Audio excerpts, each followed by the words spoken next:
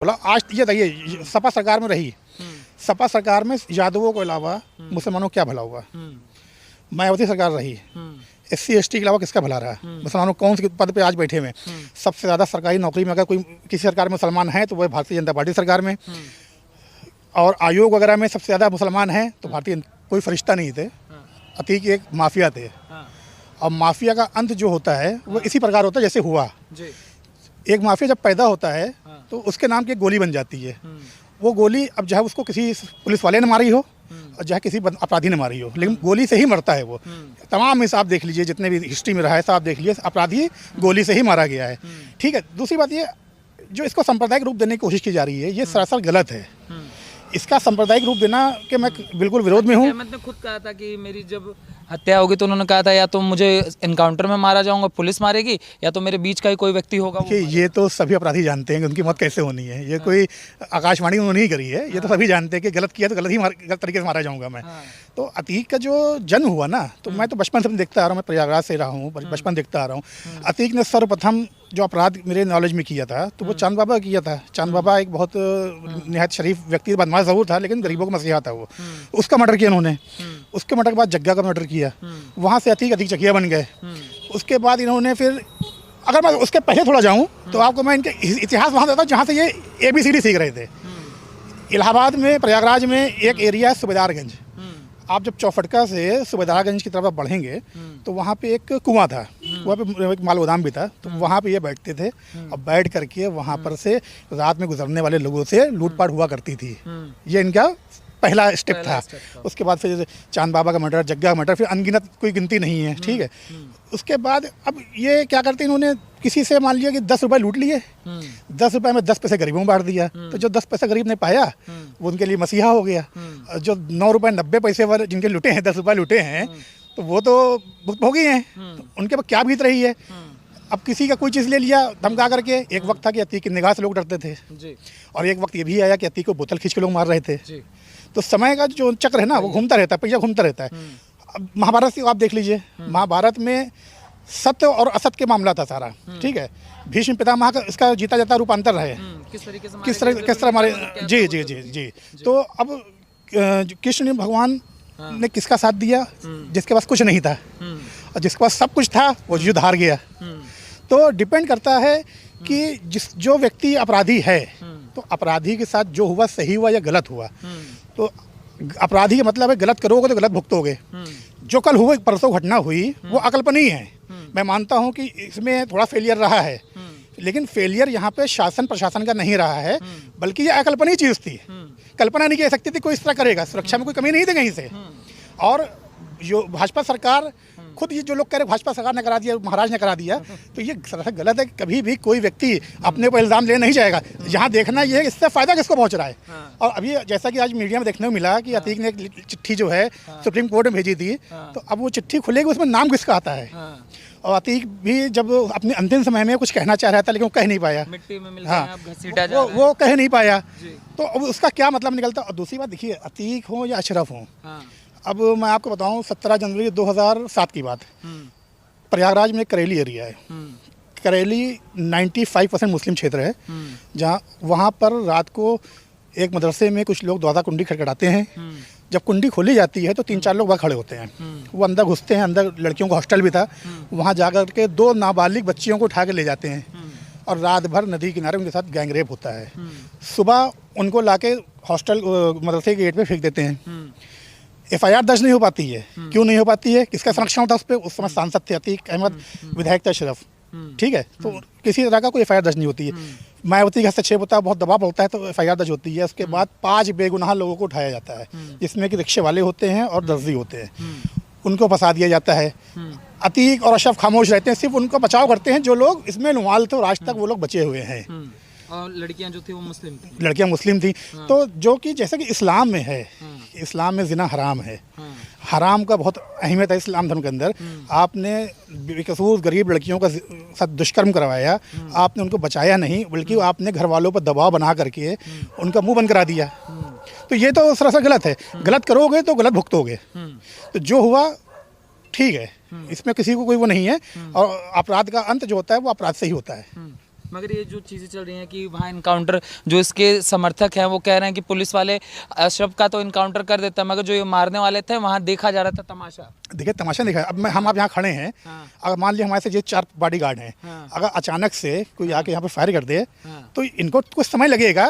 Total पूरा ये case 40 second अंदर हो गया। 40 सेकंड होता क्या है, 20 सेकंड में तो फायर हो खत्म हो गया, 20 सेकंड एक्स्ट्रा। जब तक उन्होंने समर्पण कर दिया, समर्पण करने वाले को पुलिस फायर नहीं करती है। आपने समर्पण कर दिया तो पुलिस फायर क्यों करेगी? अभी फायर कर देती, कहते ये योगी जी के आदमी थे और उसको जो है इसलिए गोली मार दी इसको। तो मतलब चित भी मेरी पट भी मेरा, ना खाते बनता है ना बोलते बन रहा है। तो ये तो गलत बात है, ये तो पॉलिटिक्स वाली बात है। सबसे ज़्यादा अगर इस हत्याकांड से किसी को फ़ायदा पहुंचा है तो वो फ़ायदा पहुंच रहा है समाजवादी पार्टी को, और वो फ़ायदा पहुंच रहा है बहुजन समाज पार्टी को। तो इसकी जांच होनी चाहिए कि इनका क्या कनेक्शन है। अब योगी महाराज देखिए साधु आदमी है वो, उनको तो बरगलाया गया था उस दिन विधानसभा के अंदर, ताकि ऐसा कुछ बोल दे, वो जोश में आकर बोल दिया, और उसी बात को ये अखिलेश यादव ने फ़ायदा उठाया और इस तरह की चीज़ों को आगे बढ़ा दी। जो राज की राजनीति करते हैं वो है समाजवादी पार्टी में खुल के चैलेंज करके सकता हूँ। और उसका मैं उदाहरण दे दूँ, जब सपा सरकार थी तो मुजफ्फरनगर दंगा हुआ था, उस वक्त क्या हुआ था सबको पता है। उसके बाद दंगे के बाद जो एक कैंप लगा था, रिफ्यूजी कैंप लगा था, उस रिफ्यूजी कैंप को उस वक्त के जो मिनिस्टर थे, अल्पसंख्यक मंत्री आजम खान साहब, तो जो मुस्लिमों को अपने आप को मसीहा समझते हैं, उन्होंने बुलडोजर चलवा दिया था। ठंड की रात थी और सारे वहाँ पे जितने रिफ्यूजी थे मुजफ्फरनगर वाले सब बेघर हो गए थे, कैंप से हटा दिए गए थे। तो ये क्या है? ये आज आजम खान क्यों परेशान है? क्योंकि उनके ऊपर भी ऊपर वाले की लाठी पड़ रही है। जो गलत करेगा वो गलत भुगतेगा। मगर प्रदेश में ये भी तो चल रहा है कि मुसलमानों को ही टारगेट किया जा रहा है। जैसे आपने आजम खां का नाम लिया, इसमें जो लोग उदाहरण देते हैं वो कहते हैं कि जो मुसलमानों के नेता हैं, चाहे अतीक अहमद हो, चाहे आजम खां हो, चाहे मुख्तार अंसारी हो, इन्हीं को टारगेट किया जा रहा है। देखिए टारगेट किसी को नहीं किया जा रहा। टारगेट आप सोच कहिए कि मुसलमानों को किया जा रहा है तो वो सरासर गलत है। प्रयागराज में एक वो कांवरिया बंधु हैं, उनको उम्र कैद हुई, उनको सज़ा हुई कब से जेल में थे, अब कुछ दिन पे पैरोल पे रिहा हुए हैं पैरोल पे, तो क्या उनको सज़ा नहीं हुई? किसके पर कितने मुकदमे हैं, कौन कितना सक्रिय है? बहुत से ऐसे माफिया जो निष्क्रिय हो गए भाजपा सरकार में, जैसा योगी महाराज ने कहा, या तो शांत बैठो या प्रदेश छोड़ दो। वो शांत बैठे हुए हैं, जो शांत बैठे हुए हैं उन पर भी कार्रवाई होगी, उनका इतिहास खत्म नहीं हो जाएगा, उनको सज़ा मिलेगी। लेकिन जो भी सब उछल रहे थे उनको सज़ा पहले देना जरूरी है। मगर ओवैसी का जो इसमें स्टेटमेंट है, ताला लगा दीजिए जय श्री राम, फिर उनके नेता कह रहे हैं यही असली हिंदू राष्ट्र। सबसे पहले तो ओवैसी के फादर का इतिहास क्या है ये बताइए। ओवैसी फादर तो पाकिस्तानी सपोर्टर रहे, पाकिस्तान इस्लाम मुस्लिम लीग से रहे हैं, और ओवैसी की पॉलिटिक्स ही टिक रही है मुस्लिम को बरगलाने पर। जितना मुस्लिम को बरगलाएंगे उतना दूसरी पार्टियों को वोट उनकी तरफ जाएगा। तो ये तो ओवैसी की बात करिए नहीं। ओवैसी तो सिर्फ अपनी मुस्लिमों को लड़ाने का काम कर रहे हैं, मुस्लिमों को मरवाने का काम कर रहे हैं, इसके अलावा उनके पास कोई काम नहीं दूसरा। मगर वहाँ से कहा जा रहा है एक बीज बोया जा रहा है देश के अंदर, मुस्लिमों के खिलाफ ये बीज बोया जा रहा है, अति हिंदूवाद, जो हिंदू राष्ट्र बार बार बोला जाता है वो यही तो है। देखिए हिंदू राष्ट्र तो हिंदुस्तान है ही है। हिंदू राष्ट्र किसे कहते हैं? ये मुस्लिम राष्ट्र किसे कहते हैं? भाई हिंदू राष्ट्र तो ये है जो बहुसंख्यक हो उसका राष्ट्र है वो। या हिंदू बहुसंख्यक संख्या में है तो हिंदू राष्ट्र तो है ही है। अब किस तरह से हिंदू राष्ट्र कराया जाएगा? क्या मुस्लिमों को बाहर कर कराया जाएगा? ऐसा नहीं। मुसलमान कल भी यहाँ का नागरिक था, आज भी है, और जितने मुस्लिम हैं चैलेंज से कह सकता हूँ सबका डीएनए जो है वो आप देखेंगे तो हिंदू ही मिलेगा डीएनए जी। मगर ये जो पूरी की पूरी परिकल्पना रही, चाहे असद वाला हो, इनकाउंटर पे भी तो कर रहे थे अखिलेश जी। ममता बनर्जी कह रही है वो तो स्तब्ध है, इस तरीके की कानून व्यवस्था देखो वो स्तब्ध। ममता बनर्जी के प्रदेश में डेली 50 लोग मारे जा रहे हैं, बेगुनाह मारे जाते हैं। वो उनकी सरकार वहाँ दबा देते हैं। और यहाँ पे जो कि अपराधियों सफाया अगर हुआ किसी तरह से अपराध है तो उसको अपराधी काउंटर किया गया। काउंटर ऐसे नहीं इसको गोली मार दी भाई, उसने पहले गोली चलाई तो दूसरी गोली पुलिस चलाएगी अपनी आत्मरक्षा में। तो इसमें ममता बनर्जी का बयान की बिल्कुल मैं निंदा करता हूँ। अपना राज संभाल नहीं पा रही है, प्रदेश में दखल दे रही हैं। उनका सपना है दिल्ली में बैठना, तो वो जो कि कभी हो नहीं सकता पूरा।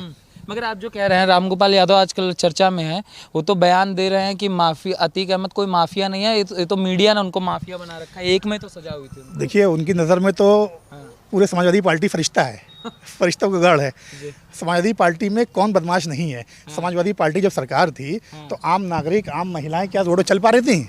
जिसको देखो उठा लिया जाते थे, गाली गलौज लूटपाट आज दिन का मामला था। ये अतीक का जो मैटर हुआ था, ये जो मदरसा कांड हुआ था, उसमें मुलायम सिंह की सरकार थी। मुलायम सिंह एक बार उन बच्चियों के घर मिलने तक नहीं गए थे, और उनको वोट चाहिए मुसलमानों का। तो सपा तो बिल्कुल यादववाद पार्टी है, परिवारवाद पार्टी है, उसके अलावा उनके पास कुछ नहीं है। उनका काम मुसलमानों को बरगला। आज ये देखिए सपा सरकार में रही, सपा सरकार में यादवों के अलावा मुसलमानों को क्या भला हुआ? मायावती सरकार रही, SC ST के अलावा किसका भला रहा? मुसलमानों कौन से पद पे आज बैठे हुए हैं? सबसे ज़्यादा सरकारी नौकरी में अगर कोई किसी सरकार में मुसलमान है तो वह भारतीय जनता पार्टी सरकार में, और आयोग वगैरह में सबसे ज़्यादा मुसलमान हैं तो भारतीय जनता पार्टी सरकार में। आप क्या कहेंगे भैया, क्या नाम होगा आपका? मेरा नाम मोहम्मद हफीज़ है। मोहम्मद जी, ये जो पूरा प्रकरण हुआ, कहा जा रहा है मुसलमानों को परेशान किया जा रहा है, भाईचारा समाप्त हो जाएगा, प्रदेश की सरकार कुछ संभाल नहीं पा रही।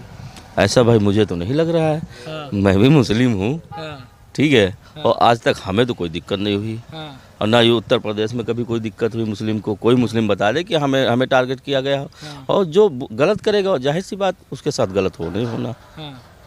तो तो उसमें उसमें प्रकरण रहा, इस पे आप क्या कहें? देखिए, मेरा सीधा सिद्धांत भैया, बुरे काम के नतीजा बुरे हैं, चाहे जो हो। और हमारे माननीय योगी जी ने ये साफ कहा है कि वहाँ जात और धर्म का कोई मामला नहीं है। अगर जो भी गुंडा माफिया हैं उनके साथ कार्रवाई उचित होगी। उचित होगी। और समाजवादी पार्टी कह रही भाईचारा समाप्त हो रहा है प्रदेश के अंदर। कहाँ भाईचारा समाप्त हो रहा है? क्या समाजवादी पार्टी दूध की धुली हुई है क्या? हाँ, मुझे तो नहीं लग रहा दूध की धुली। इससे पहले तो जब उनकी सरकार थी तब तो बहुत गुंडाई होती थी। हाँ, यादव नहीं उलटते थे। हाँ। और ये जो बुलडोजर चल रहा है, बुलडोजर किसके ऊपर चला है? हाँ, कोई शरीफ आदमी के ऊपर चला हो बताइए। बुलडोजर पे ही सवाल उठ रहा है, कह रहे हैं तीनों पकड़े गए, इनके घर क्यों नहीं बुलडोजर चला दे रहे हैं बाबा? देखिए, कब पकड़े गए हैं? जी। परसों पकड़े गए, 2 दिन हुआ ना। हाँ, समय थोड़ा दीजिए, हाँ। कोई बख्शा नहीं जाएगा। हाँ, उनका तो खुद का घर भी नहीं है। नहीं, घर खुद का हो ना हो, जी। किसी जो भी अपराधी हैं हाँ। उनको नेस्तनाबूद करने का काम आदरणीय योगी महाराज जी कर रहे हैं, और आगे भी होता रहेगा काम। इसको किसी धर्म से मत जोड़ें। अपराध जो करता है वो अपराधी कहलाता है, और अपराधी के साथ किसी रियायत के विरोध में हमारी भाजपा सरकार नहीं मगर है। इसमें भी कहा जा रहा है बुलडोजर पे सवाल उठते हैं। जैसे हम लोग बात कर रहे थे, लोग बोल रहे हैं कि बुलडोजर अगर चलाना मतलब करना है तो अगर अतीक ने किया है, उन्होंने किया है, जो भी करता है तो उन पे कार्रवाई कीजिए। आप पूरे परिवार का घर क्यों गिरा देते हैं? देखिए, गेहूं साथ घुन पिसता है, ये पुरानी कहावत है। और परिवार पूरा जो है वो अपराध में लिप्त था। बिना सहयोग के कोई काम नहीं होता। आज तक शाइस्ता प्रवीण अपराधी अगर नहीं होती तब तक हाजिर हो गई होती। हाजिर क्यों नहीं हो रही है? उनको किस बात का डर है? ठीक है ना। और जो अगर ये इनका लड़का असद अगर अपराधी नहीं था तो क्यों भागता? अगर वो आज सरेंडर कर दिया होता तो क्या गोली मारी जाती उसको? काउंटर हुआ तो उसका नहीं हुआ होता। अगर अपराधी जो नहीं है तो उसको कानून से डरने तो होती नहीं है। कानून से वो डरता है जो अपराधी है। तो इससे जाहिर होता है कि आप अपराधी हैं, पूरा परिवार अपराधी से जाहिर होता है। ये अतीक की जो मौत है, इससे पॉलिटिकल जिसको फ़ायदा मिल रहा तो मिल ही रहा है। बहुत सारे ऐसे नाम हैं जिनको अतीक की बेनामी संपत्तियाँ उनके नाम पर हैं, जिनके जो अमाउंट है उसका अंदाज़ा हम आप नहीं लगा सकते। वो कई हज़ार करोड़ में होगी, क्योंकि कभी भी कोई भी माफिया अपने नाम से संपत्ति नहीं लेता है। वो संपत्ति जो भी लेता है वो दूसरों के नाम से लेता है। तो हो सकता है कि इसी में से किसी ने उसको मर्डर करवा दिया हो कि ताकि उसकी संपत्ति उसके नाम हो जाए। क्योंकि देखिए, एक बेटा मारा गया, अतीक 2 भाई थे, दोनों खत्म हो गए, पत्नी फरार है, 2 बेटे जेल में हैं, 2 बेटे बाल विकास उसमें हैं, बाल सराग्राम है, जो कि अभी माइनर हैं। तो इससे प्रॉपर्टी कनेक्शन भी इसको जोड़ा जा सकता है। ठीक है। और अभी इसमें एक ये आ रहा था कि कोई सफ़ेद पोस्ट दिल्ली में नेता है जो सपोर्ट कर रहा था, और हथियारों का जिक्र भी आया। उसके तो भाई आगे इंक्वायरी चल रही है, तो हो सकता है ये कनेक्शन भी हो। तो मैं इस बात की गारंटी से कह सकता हूँ कि ये सब खुलासा होगा, आने वाले वक्त में सारा खुलासा होगा। जो दोषी हैं वो सब पकड़े जाएंगे। असद पे भी चला कि बच्चा है, बच्चे को मारा गया। देखिए, बच्चा क्या, जो बालिग है तो उसको बच्चा नहीं कह सकते। और अगर वो बच्चा है तो फिर वीडियो CCTV कौन आया है? और दूसरी बात देखिए, एक वीडियो वायरल कुछ दिन पहले हुआ था जिसमें असद मेरे ख्याल से रहा होगा 12-13 साल का, गोली चलवा रहा था शादी बारात में। तो बच्चा तो वो भी है, तो इसमें कसूर तो बड़े का है। और कसूर की सज़ा जो है वो सब पूरे परिवार को झेलनी पड़ी उनके। क्या लड़का भी किया, खुद भतीजा भी, चाचा भी किया, बाप भी किया। तो इसमें दोषी पूरा परिवार है। बस शाइस्ता कह रही बेटे को नहीं लाना चाहिए था, तो अतीक अहमद ने कहा था कि 18 साल बाद मुझे वो शेर का बच्चा है, मुझे नींद मिलती। देखिए, अतीक ने एक और बात बोली थी कि या तो मुझे मार दो, नहीं तो मैं तुम्हें मार दूंगा। ये बात अतीक ने 2 दिन पहले बोली थी। तो ये सब चीज़ें जो फ़ायदा किसी ने उठाया है इसका, और ये फ़ायदा या तो उठाया है जो बिल्डर्स हैं जिनकी संपत्ति अतीक की थी, या फिर पॉलिटिकल फ़ायदा उठाया गया। पाकिस्तान का भी नाम आ रहा हाँ, था, SI का भी सबसे ज़्यादा जो निशाना मेरा है वो है उस व्यक्ति के ऊपर जिसका नाम आ रहा था, सफ़ेद पोश व्यक्ति जो दिल्ली में बैठा हुआ। वो कौन व्यक्ति है? पूर्व सांसद है वो। अब कौन है इसकी तो CBI जांच होनी चाहिए इसकी, तो तभी नाम जाकर उजागर होगा। मतलब आपका कहना है कई लोगों का नाम गर्द में था, उससे पहले अतीक को गर्द में। लेकिन मुझे ये पूरी आशा है कि इस पूरे प्रकरण का योगी आदित्यनाथ जी जो है उजागर करेंगे, और जो दोषी है वो फांसी के फंदे तक पहुँचेगा।